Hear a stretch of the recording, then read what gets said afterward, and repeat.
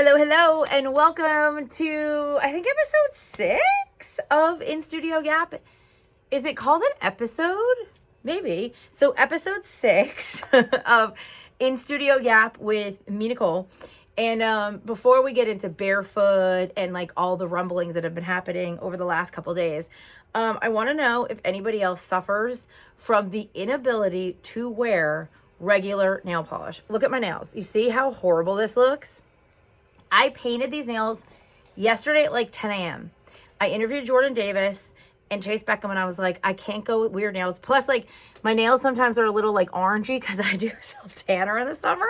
Like, I have like a slight real tan from when I was in Anguilla, but then I also like have fake tan. So I was like, I need to paint my nails, right? And so I had, I had nail polish removed. I actually left the house in Wildwood, went to CVS to get actual nail polish remover, got nail polish remover, and then painted them. And it is not even, it's basically 24 hours and they're already off. Look at this one. I kept this one on. It like, look, it peels right off. I don't know. I feel like I have, like, is there such thing as oily nail beds? Now, when I have gel, it'll stay on like 2 to 3 weeks, but regular nail polish, forget it. Like, even if I got 3 days out of it, but it's like, it's almost worth doing the gel because painting them yourself is just, anyway. All right. So obviously this past weekend was the Barefoot Country Music Festival. It was incredible. And, I will be honest with you here in our In Studio Yap.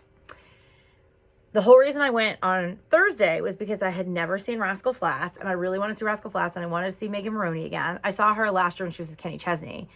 And so I was like, okay, I was excited. And it took me almost 3 hours from the city to get to Wildwood, do my show from Fairview Social.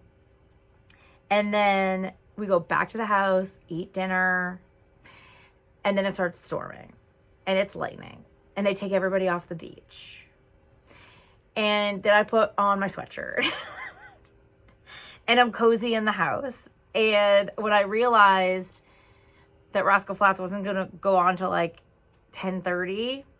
No, I think they didn't go on till 11. I think they were originally supposed to go on at 10 and they didn't go on till like after 11. And I was like, I don't have it in me. I don't have it in me to go. I know. I felt bad. But you could hear it from the house. So that was a little good. But have you ever been like that where it was just and I was up at like 7 a.m. I just had a lot that day. And I just was like, I was very tired. But then on Friday, I was back at Fairview Social.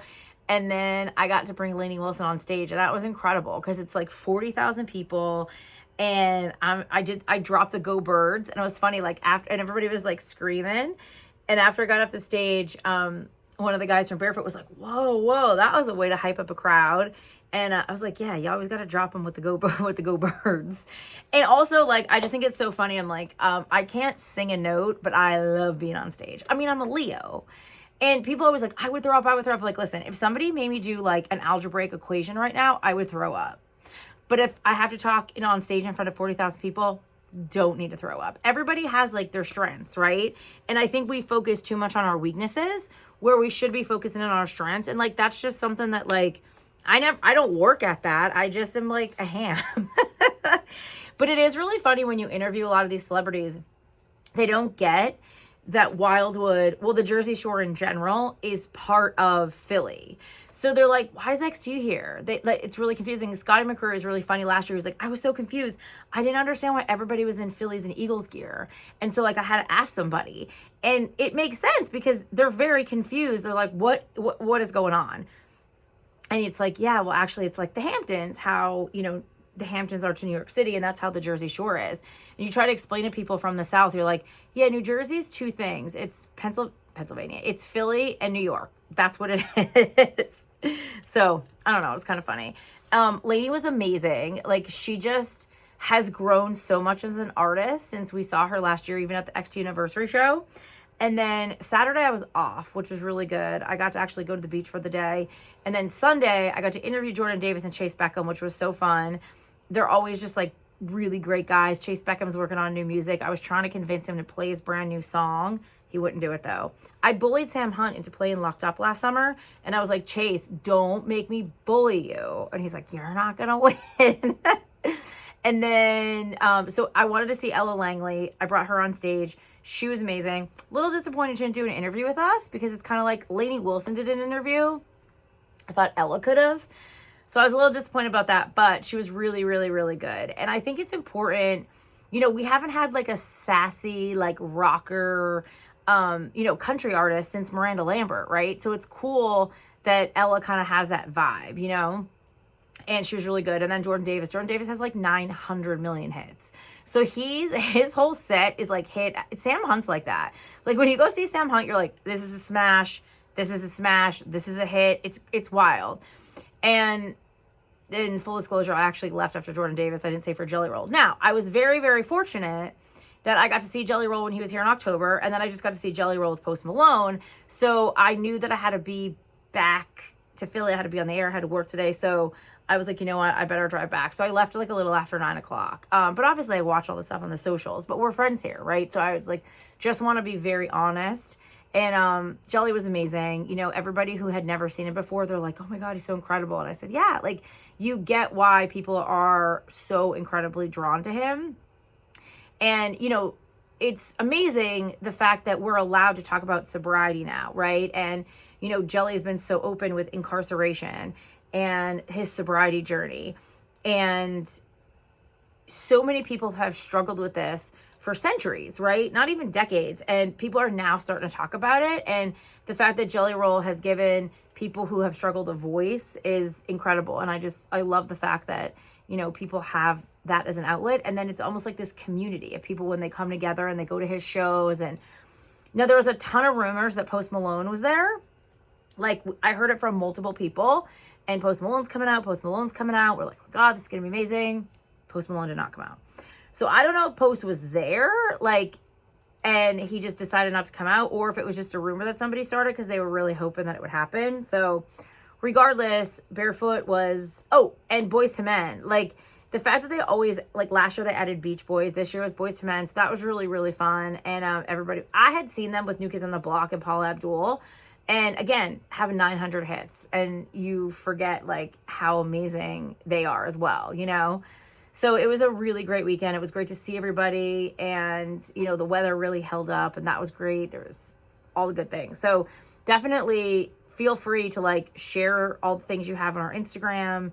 Give us a tag. We would love to share. If you have any stories, let us know. And then today there was, like, all this other news. So number one, over the weekend, I guess it was yesterday. So yesterday, Kenny Chesney at the Sphere announced that he's coming back to the Sphere for 2026. And my worry is he not going to tour again? Like, is that what the thing is now? Is that he's so comfortable being at the Sphere that he's like, I don't need to tour anymore. Because that would be horrible. I don't know. I guess we'll have to wait and see. Or maybe he'll, like, do a shortened tour and then do a tour and the Sphere. I don't know. And then Dolly Parton, though, is doing a residency in December in Vegas, which I think is amazing because when was the last time we've seen her perform?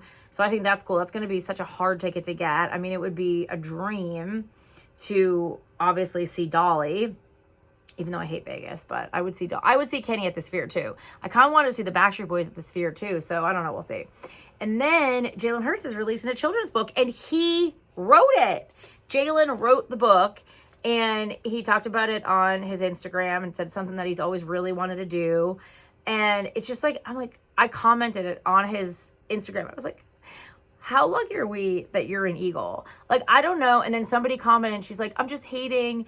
I love Jalen and, like, I'm a Falcons fan and it's been so hard for us. And I said, you just have to keep the faith, right? Like, to think about just the sorrow that Eagles fans have went through for years and years and years until they won in 2017, 2018, you know, and then all of a sudden it's like this new regime comes in and I really truly believe that, like, Jalen he's obviously talented, but when you have the leader who has that energy, right, who has the ability to do great things and whatever higher power you believe in, right? It's an energy.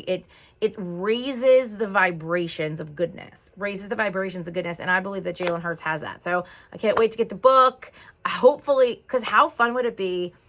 Maybe I'm going to tag Quinta Brunson in here. Like, how fun would it be if they have like you know how like schools bring in like a reader and they use like a special person reader and it's like somebody's grandparent or, you know, their aunt or uncle. Like, how great if somebody brings in Jalen Hurts and he reads his children's book.